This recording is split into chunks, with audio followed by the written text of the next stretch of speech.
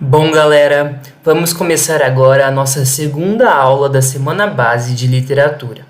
Bom, agora que a gente já entendeu as noções básicas de prosa, poema, poesia e prosa poética, eu gostaria de, com vocês, aprofundar um pouco mais, principalmente nos aspectos da prosa e nos aspectos do poema, que são os textos que vocês vão encontrar no vestibular e nas provas que vocês forem fazer.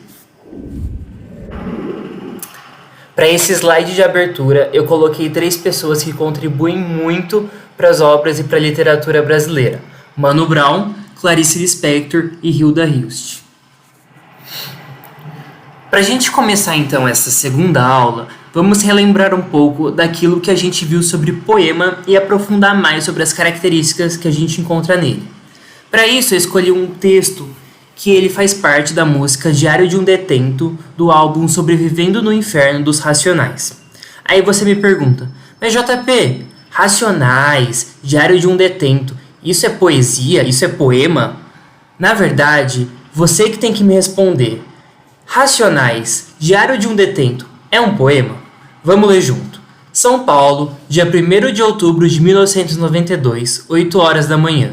Aqui estou mais um dia, sob o olhar sanguinário do vigia.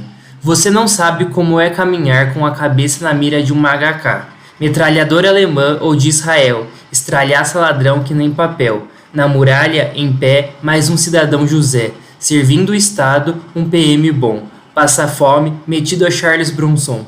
Ele sabe o que eu desejo, sabe o que eu penso. O dia tá chuvoso, o clima tá tenso. Bom, eu queria ter colocado a música inteira, mas ela é muito grande. Então depois vocês façam questão, faço questão que vocês todos ouçam depois a música, porque ela é muito boa. E vamos lá. Músicas em geral, a gente pode dizer que por elas terem essa estrutura de rima e ritmo, e na maioria delas, a gente pode considerar como um poema. Fica a minha crítica aqui para a Unicamp, deixando um pouquinho minha humildade de lado para poder criticar a Unicamp, mas eu acho que colocar o álbum do Sobrevivendo no Inferno como uma obra literária de poema é deixar de lado toda a melodia e toda a musicalidade que tem por trás. Para mim, música é muito maior do que poema, entendeu? Porque além de ter um poema, você tem uma melodia, você tem uma instrumentalidade atrás. Mas não deixa de ser um poema. Você vê muito claro nesse trecho em que há uma presença de rima e ritmo. O Mano Brown, os Racionais, quando eles cantam essa letra, eles têm que colocar um ritmo adequado, senão eles fogem da ordem. E isso também vem acompanhado das rimas para dar esse som, essa batida na música. Outra característica importantíssima na forma de um poema são os versos e as estrofes. Bom, como eu já tinha falado anteriormente, os versos são as linhas do poema. Por exemplo, amor é fogo que arde sem se ver. É o primeiro verso desse poema do Camões. Agora, estrofe é o conjunto de versos que estão agrupados juntos. Por exemplo, a primeira estrofe é: amor é fogo que arde sem se ver. É ferida que dói e não se sente. É um contentamento descontente. É dor que desatina sem doer. Esse caso de poema do Camões, ele é conhecido por ser um soneto. E o que é soneto? Soneto ele é um poema que possui 4 estrofes, sendo que as 2 primeiras são quartetos, ou seja, possuem 4 versos, e os 2 últimos são 2 tercetos, que possuem 3 versos cada um. Vamos ler junto esse poema então para vocês entenderem como é que é um soneto. Amor é fogo que arde sem se ver. É ferida que dói e não se sente. É um contentamento descontente. É dor que desatina sem doer. É um não querer mais que bem querer. É um andar solitário entre a gente. É nunca contentar-se de contente. É um cuidar que se ganha em se perder. É querer estar preso por vontade. É servir a quem vence, o vencedor. É ter com quem nos mata lealdade. Mas como causar pode ser seu favor? Nos corações humanos, amizade. Se tão contrário a si é o mesmo amor? Bom, galera, aprofundado um pouco sobre a estrutura e as características que compõem um poema, agora nós vamos passar para a prosa. A prosa, como eu já falei com vocês, ela é uma narrativa. Então agora a gente vai identificar alguns elementos que existem dentro de uma narrativa. Narrativa basicamente é uma história. Então, para você contar uma história, o que você precisa?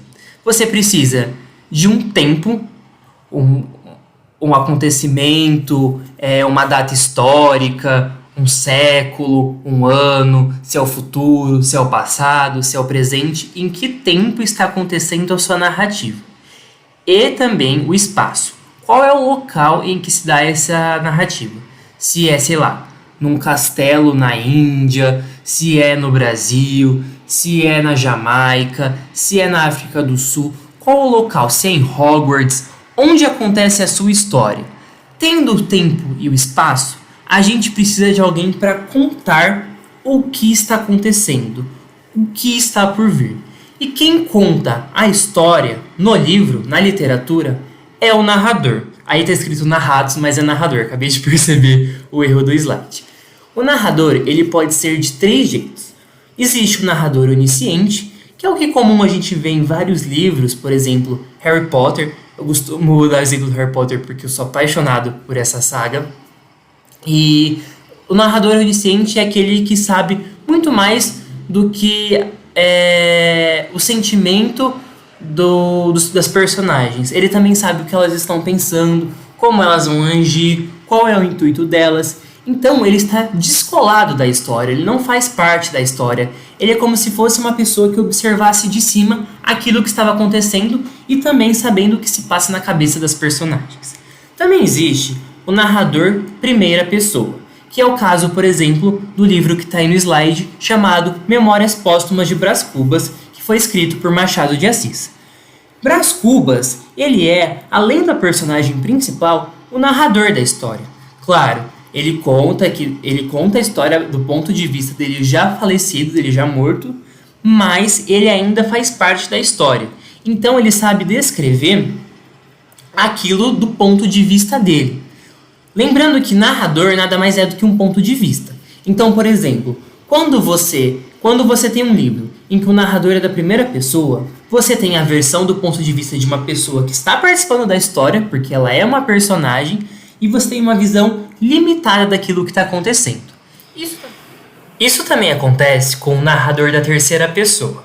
Ah, mas qual que é a diferença então do narrador onisciente e do narrador terceira pessoa? O narrador onisciente, ele não faz parte da história e ele sabe tudo o que está acontecendo. Os pensamentos das personagens, o intuito delas, o que elas pretendem fazer. O narrador terceira pessoa, por mais que ele não esteja contando a história sobre ele de certo modo faz parte da história, ele ainda é uma personagem. Ele só está contando a narrativa de outro ser, de outro ente.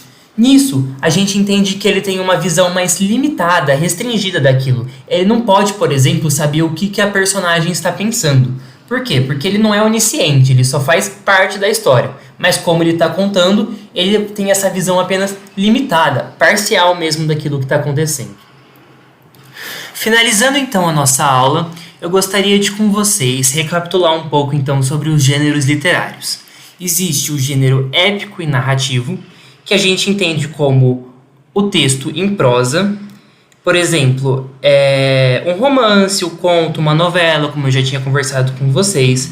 A gente vê um predomínio da objetividade e de algo que está sendo narrado, uma história que está sendo contada.